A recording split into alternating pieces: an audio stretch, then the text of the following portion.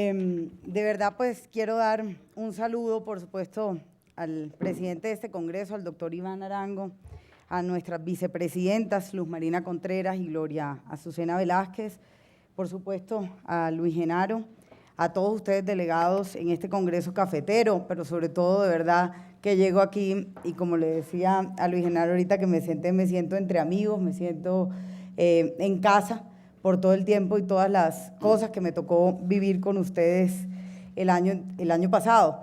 Ayer regresaba de Bucaramanga, donde tuve la oportunidad de reunirme con los alcaldes de Santander, fueron 51 alcaldes, estoy haciendo unas jornadas de trabajo en cada departamento para mirar a ver cómo van las cosas del DPS, qué retos tenemos y poder hablar de verdad con ellos que conocen mucho más el territorio que uno ver las cosas aquí desde Bogotá.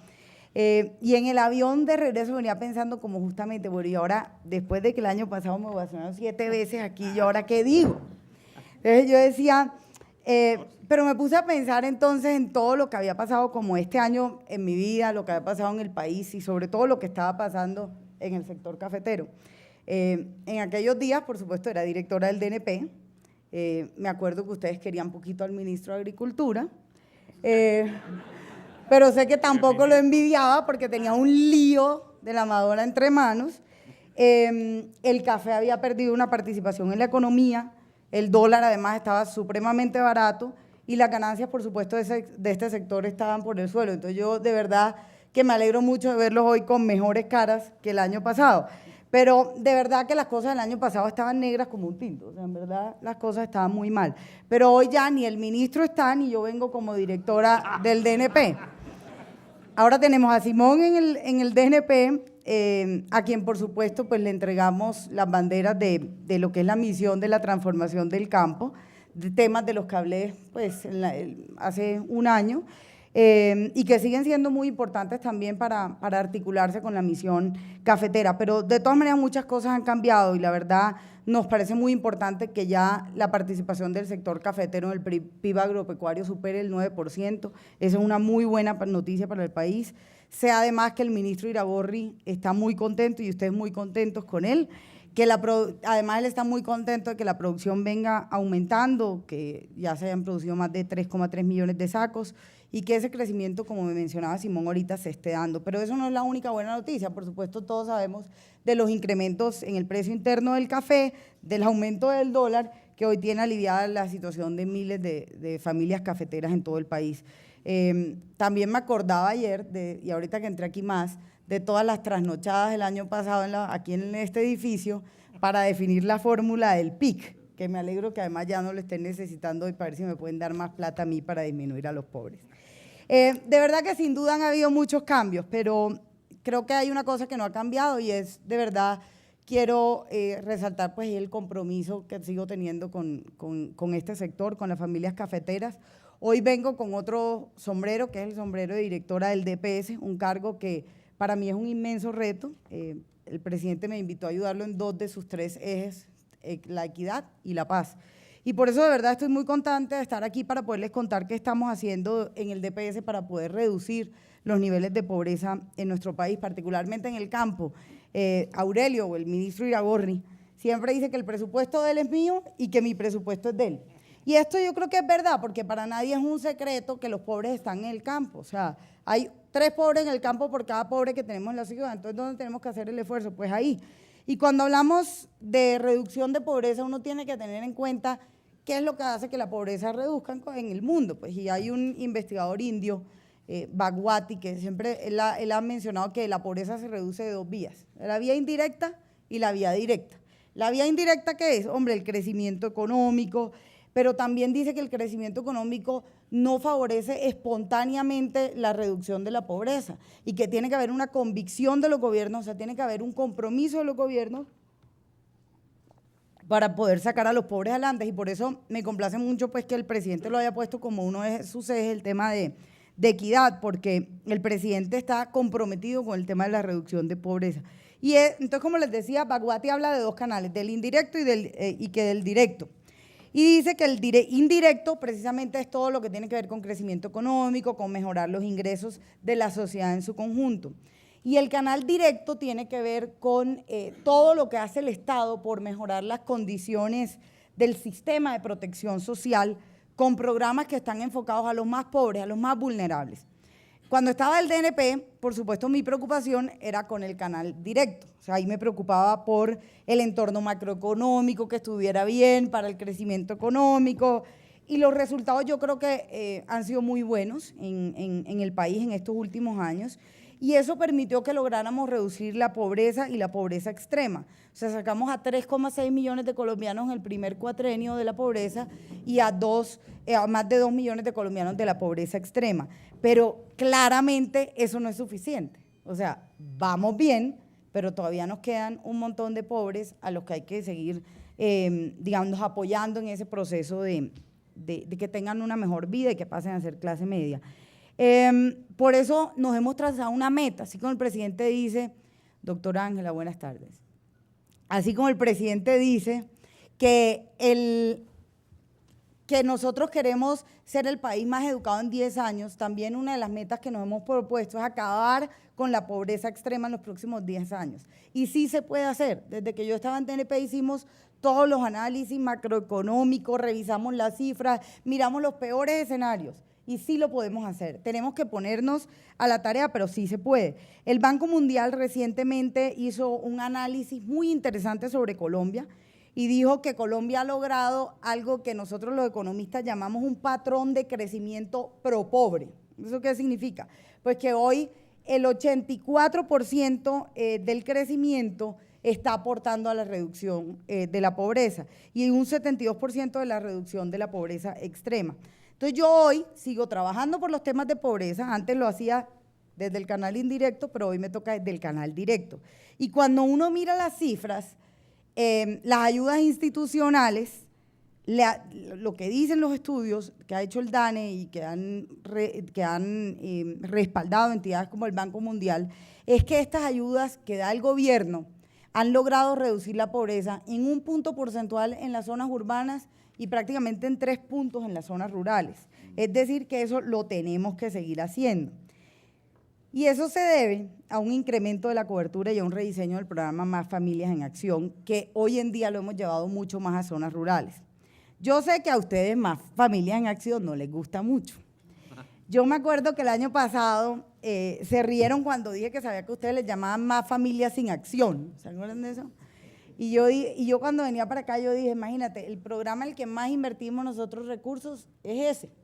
Entonces, ¿cómo los convenzo de que en verdad ese es un programa que podemos sacar adelante y que puede ser benéfico para la caficultura colombiana? Y claro, yo entiendo, yo me acuerdo que me decían que lo que pasa es que la gente en el campo no quiere trabajar porque recibe Más Familias en Acción. Y yo los entiendo, ¿verdad? Lo primero que a mí me pasó, el primer fin de semana como directora del DPS que fui a Barranquilla a visitar a mis papás, mi mamá se me metió al cuarto y me dice, nena, es que mira, la muchacha no se quiere afiliar al régimen contributivo porque va a perder Más Familias en Acción, ¿no? Eso fue lo primero. Entrada en la familia, nuevo cargo, y ese es el análisis que me hace mi mamá. Entonces, bueno, ese fin de semana atendí varios casos. Hubo otro que la hermana no tenía Jóvenes en Acción y era porque había metido cédula y no la tarjeta de identidad. En fin, eso es como los temas del día a día. Pero el tema ese de que la gente no quiere trabajar por no perder Más Familias en Acción es cierto. Pero lo más triste es que no lo pierden si están trabajando. Entonces, tienen una idea en la mente de que lo pierden porque creen que ya, digamos, si tienen un ingreso y que van a salir de Sisbén y que van a… Pero todo eso es un mito que existe alrededor del programa. Lo que está pasando hoy en día, pero recordemos antes, ¿no? Pensemos en lo difícil que era sacar el Sisbén cuando no había cobertura 100% del sistema de salud. Y para la gente tener el Sisbén no lo querían dejar ir porque es que se salían del Sisbén y ya no tenían salud. Hoy en día, inclusive, ellos pueden salirse del Sisbén, pues eso no se salen, pero salirse del Sisbén, del régimen subsidiado, pasan al régimen contributivo y una vez dejan de trabajar al día siguiente, lo único que tienen que hacer es ir a la oficina, a la alcaldía, decir que ya no están trabajando y les reactivan enseguida el régimen. Pero además de eso, pueden, como se aprobaron unas leyes aquí en el gobierno del presidente Juan Manuel Santos, ni siquiera se tienen que salir de la misma EPS. Ya la EPS está obligada a mantenerles el servicio de salud. Si están en Sura, tienen que mantenerlos en Sura. Entonces, eso son unas ventajas, pero que la gente desconoce. Y la gente desconoce porque hemos hecho algo muy mal, y es que no les hemos contado eso. Entonces, lo primero que estamos haciendo es, digamos, empezarles a contar eso. Y vamos a lanzar una campaña muy inspirada en ustedes, de verdad, en contarle a la gente las realidades sobre Más Familias en Acción. Porque es que además cuando uno mira las cifras, lo que recibe en promedio una familia son 150,000 pesos. O sea, eso en verdad no les da para vivir un mes. Pues además si recibe 150,000 pesos, claramente es la señora y por lo menos un hijo. Inclusive para recibir 150 tiene que tener 2. Entonces, ¿no? Entonces claramente 150,000 no les alcanza. O sea que uno dice, tampoco tiene que ser tan cierto que con 150,000 pesos vivan. Pero pues esas son las cosas que tenemos que mirar, porque sí vemos, y sí lo hemos escuchado, de que la gente no quiere trabajar. Entonces hay que hacer algo para mejorar esa percepción, pero también para mejorar la realidad de las condiciones de la gente en el campo. Lo que sí hemos detectado es que cuando reciben Más Familias en Acción, hay dos cosas que mejoran muy importantes. Resulta que ya esas transferencias hoy en día son condicionadas. Recuerden que antes se les daban porque sí, hoy en día se les da si llevan a los hijos al colegio y al médico. Pues hay unas tablas periódicas, tienen que asistir los hijos a mínimo el 80% de las clases, tienen que ir dependiendo de la edad a tantos médicos. Veo, hoy no estoy tan taquillera, el DNP era más taquillero que el DPS, hay unos saliéndose.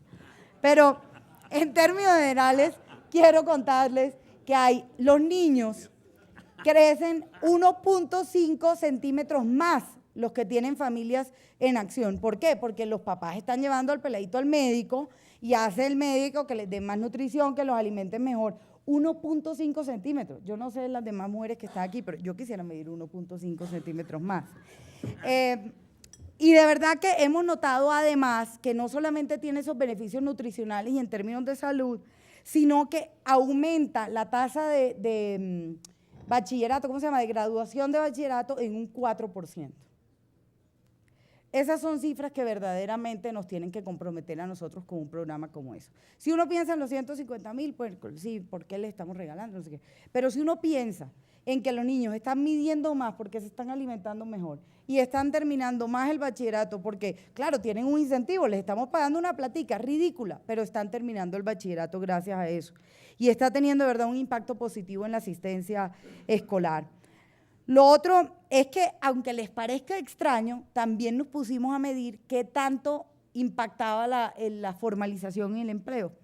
Y una cifra que ustedes no me van a creer, pero esto dice el estudio, pues yo no lo hice yo, pero dice que en la zona rural, la tasa de participación laboral masculina entre nuestros beneficiarios aumentó un 2,7%. O sea, que más gente trabaja si recibe el subsidio. Y en las mujeres, en la zona urbana, aumentó más del 4%. Extraño, pero eso es lo que dice el estudio. Yo también, ¿no? Hay que verificarlo, porque yo creo que podría aumentar más si desmitificamos todas estas cosas. Sin embargo, nosotros en verdad entendemos la preocupación que existe sobre la sostenibilidad y sobre las estrategias de salida de estos programas. Ahora mismo, por ejemplo, en enero salen 220,000 familias de Familias en Acción. Son 220,000 familias que van a ser reemplazadas, porque claro, nacen, porque hay más, ¿no? Pero lo importante es que son 220,000 familias que evaluamos que ya no necesitaban este subsidio porque tenían un puntaje mayor al que necesitaban. Pero también, ¿qué estamos haciendo? Tenemos otro programa que se llama Jóvenes en Acción. Jóvenes en Acción les da plata si estudian universidad técnica o tecnológica. Les damos 200,000 pesos mensuales y esto ha sido un hit. Hoy en día tenemos 120,000 jóvenes. Entonces, ¿qué pasa? El joven que se gradúa, que antes su mamá recibía la plata por Más Familias en Acción, ahora la va a recibir por Jóvenes en Acción, pero con un beneficio, y es que lo vamos a tener estudiando una carrera técnica o profesional. Entonces, claro, les estamos mejorando las perspectivas que ellos van a tener en el futuro, porque ya van a tener una educación técnica, tecnológica, universitaria que antes no tenían la posibilidad de tener. Entonces, va a ser un tipo que va a tener muchas mejores oportunidades que las que tenía sus papás, que tal vez ni siquiera terminaron el bachillerato. Entonces, eso es parte de lo que estamos haciendo, pero no es lo único. También hemos decidido fortalecer nuestros programas de empleabilidad de emprendimiento. Aquí queremos crear una ruta de ingresos sostenibles. Yo quiero contarles que antes estamos en un proceso de reestructuración. Siempre que llega alguien nuevo, uno dice, no, todo está mal y vamos a reestructurar. Pero hicimos una evaluación de verdad, y aquí tengo a Lina Castaño, que está conmigo en el equipo, hizo una evaluación bien fuerte de cómo estábamos pagando las plata, cómo nos estábamos gastando la plata de generación de ingresos. Resulta que nosotros estábamos capacitando gente. Entonces las capacitábamos y no sabíamos en qué, las capacitábamos. Nos gastábamos 1,5 millones por capacitado, en capacitaciones diversas. No hablábamos con el sector privado. De esos 100 personas que capacitábamos, solamente el 20% estaban consiguiendo empleo. Es decir que en verdad, cada persona que consiguiera empleo nos estaba costando 7,5 millones de pesos. Entonces, ¿qué hicimos? Ya tenemos alianza con el sector privado, desde que llegamos estamos como en esa obsesión. Lina lleva como 3 semanas en el cargo y no ha hecho sino eso. Y ya ha conseguido alianzas con el sector privado para la generación de 5,000 puestos de trabajo. El año pasado, si le dimos empleo a 1,000, fue mucho. O sea, este año. Ya tenemos, y lo que vamos a hacer es pagar no por capacitación, sino por empleo generado. Entonces vamos a darle la plata al empresario para que capacite a la persona que necesite, pero nosotros le damos la plata si lo emplea. Pero no si lo emplea y nos dice que lo empleó o no, si está en la pila. Entonces eso garantiza también todo el tema de formalización laboral para estas poblaciones vulnerables. Y esto nos da a nosotros como una ruta para nosotros ir pudiendo sacar a esa gente de la pobreza. Porque claro, con más familias en acción, pues sí, le damos un ingreso y sí, si no se lo recibieran, pues queda una situación de vulnerabilidad. Pero ¿cómo garantizamos que esas familias en verdad tengan un nivel de ingresos que les permita participar activamente de las oportunidades que les brinda el mercado? Que puedan pasar a ser clase media, que consuman más café o que trabajen en el sector, pero de verdad, o que se conviertan en empresarios cafeteros, no sé. Pero como les dije, pues yo en verdad no vine a hablar solo de familias en acción y claramente por eso quiero introducir como otros programas. Pero sí quería sacar ese tema a flote porque yo no podía haber venido el año pasado a decir que más familias sin acción y este año no defenderlo, no me queda bien. Pero quiero hablarles un poco también de lo que está haciendo el DPS por la transformación del campo, porque es que el DPS es la entidad del gobierno que llega a más municipios y a más pueblos recónditos y veredas de Colombia.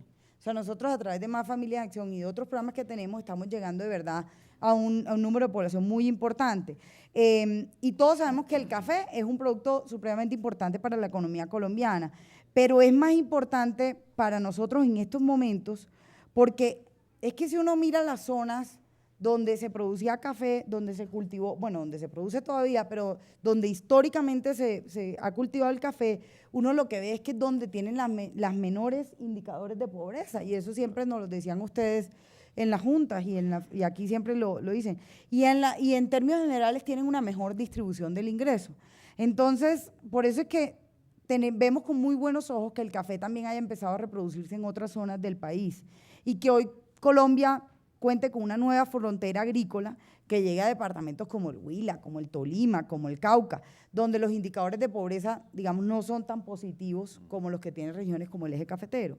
Pero el DPS en verdad lo que quiere hacer es capitalizar el círculo virtuoso del café, o sea, aprovecharnos de lo que ya ustedes han logrado. No es más, queremos que más familias pobres se beneficien de lo que brinda este cultivo. Y por eso es que nosotros en el próximo cuatrenio, una de las cosas que vamos a empezar a hacer son unas intervenciones rurales integrales en municipios con altas concentraciones de pobreza. Aquí venimos trabajando muy de la mano del ministro Iragorri. Hemos venido haciendo, ya tenemos unos pilotos en Oveja, Sucre y sé que en Nariño, no me acuerdo ahora en dónde. Pero lo que queremos hacer ahí, digamos, es tener como unas condiciones productivas que nos permitan garantizar unas rutas de generación de ingresos para estas familias.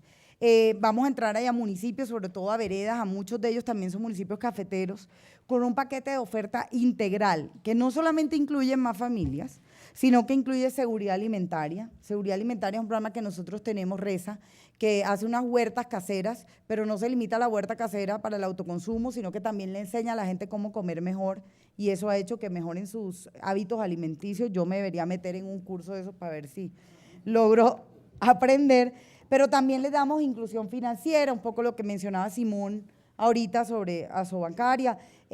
También tenemos unos proyectos para darles acceso a agua potable, con el Ministerio de Agricultura coordinar todo el tema de formalización de tierras, de proyectos productivos en una articulación Ministerio de PS, también mejoramientos de vivienda rural, es decir, llegar con una oferta integral a esos municipios y a las veredas más apartadas y más pobres para poder ayudar a salir a esta gente. Pero esta encuesta está basada en lo que los economistas llaman salir de un modelo de las trampas de la pobreza. Y ahí es donde queremos nosotros articularnos muy bien, y tal vez yo diría que en estos momentos mi mejor amigo no es el ministro Cárdenas, aunque necesito él y lo llamo todos los días, sino el ministro de Agricultura y Desarrollo Rural, porque es con él con quien estamos articulando todas las intervenciones en el campo, para llegar articuladamente, y no que el DPS tiene unos programas que se llama Produciendo por mi Futuro y el Ministerio de Agricultura tiene otros. Pero lo que pasaba era que entonces el DPS le llegaba a los más pobres y el Ministerio de Agricultura a los no tan pobres. Y había unos pobres en la mitad que se quedaban sin que los atendiera ni el ministerio ni el DPS. Entonces, lo que estamos tratando de hacer con el ministerio es que ellos se acerquen más a los más pobres y nosotros acercarnos más a los menos pobres, para mirar a ver que la población no se quede desprotegida en un momento dado, pero con programas productivos, o sea, no solamente con temas asistenciales de transferencias condicionadas. Básicamente, entonces, lo que queremos es crear un primer piso para las familias más pobres, brindándoles acceso a esa ruta de ingresos, pero que puedan beneficiarse también de esos programas de desarrollo rural del ministerio. Y esto yo pienso que responde a nuestro mayor reto, que es reducir la pobreza en el campo. O sea, eso lo tenemos totalmente claro, y por eso es que hoy me pone muy contenta suscribir un convenio marco de cooperación entre el DPS y la Federación Nacional de Cafeteros, inicialmente por un periodo de 3 años, inicialmente por un monto de 7.000 millones de pesos para el año entrante, pero que puede crecer. Bien.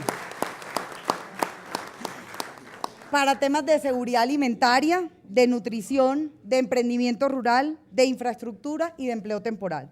De verdad que tenemos muchas ganas de seguir trabajando con la federación en esto. Los resultados de los convenios que hemos tenido anteriormente son muy buenos.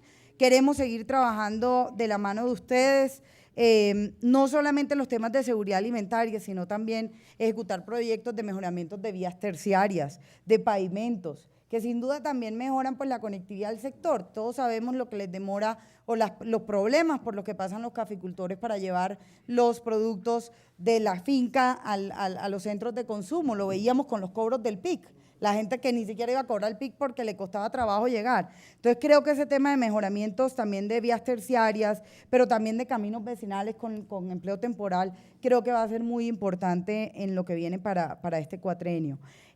También el tema de mejoramientos de condiciones de habitabilidad, aunque mucho de eso lo va a trabajar el Ministerio de Agricultura, creemos que podemos trabajar algo en zonas urbanas, porque vuelvo y digo, Aurelio y yo no nos pisamos los talones. Entonces, la hace rural, yo le voy a ayudar a focalizar. Nosotros hoy en día las viviendas del Ministerio de Vivienda Gratis las focalizamos nosotros, o sea, nosotros decimos quiénes son los pobres, quiénes son las víctimas, etcétera, y lo mismo vamos a hacer ahora con las viviendas rurales, para que no se entreguen a la topa tolondra, sino que tengamos una focalización efectiva de quiénes son los que más lo necesitan.